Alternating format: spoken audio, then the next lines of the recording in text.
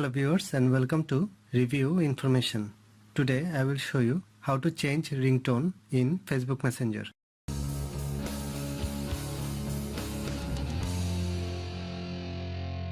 Go to the Facebook Messenger from your apps list.